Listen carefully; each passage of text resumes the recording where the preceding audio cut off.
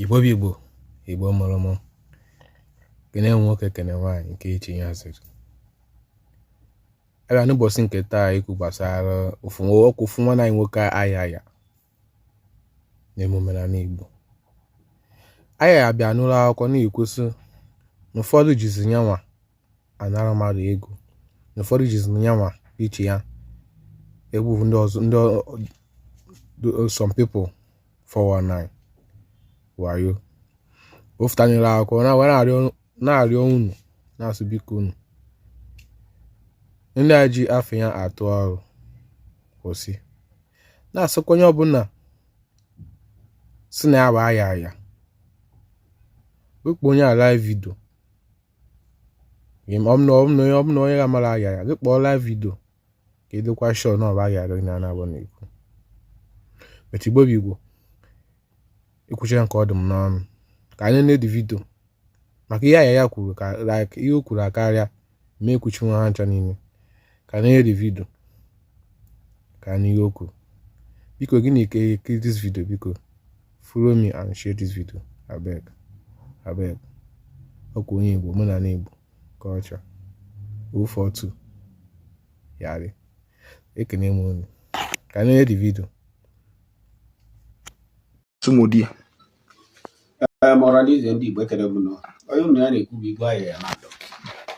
eze alụsị ndị Igbo niile. O nwere ife nchọ ịkọwalị ndị ụfọdụ ma ndị n'obodo Igbo ma ndị n'akụkụ Afrịka niile ma ndị nọ Ghana n'obodo niile ma ndị nọ Naịjirịa. Ụnụ afụrụ nọmba kịta esela ebe a nọmba dị ebe a bụ onye ori.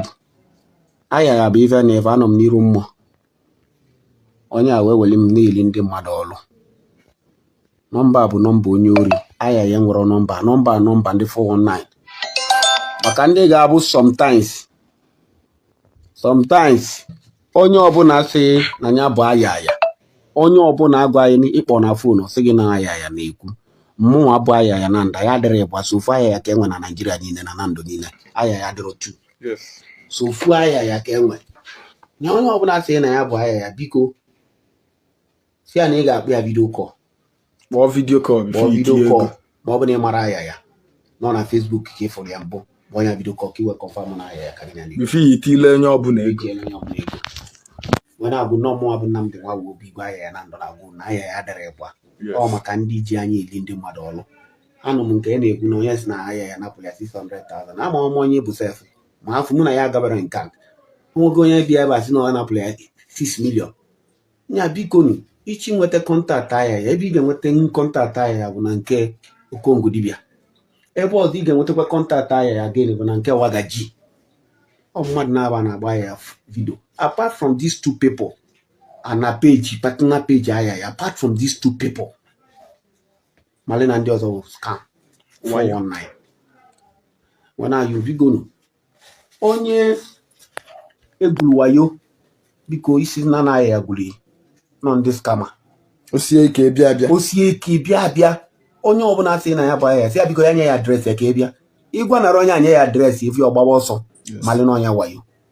ịgwa onye asị ya biko ka m kpọọ gị vidio kọl ọ sị ga-akpọ ya vidio kọl mali na ọnya wayo. Mmụọ bụ Ayaya na ndụ so ofu Ayaya ka dị call me video call I will pick.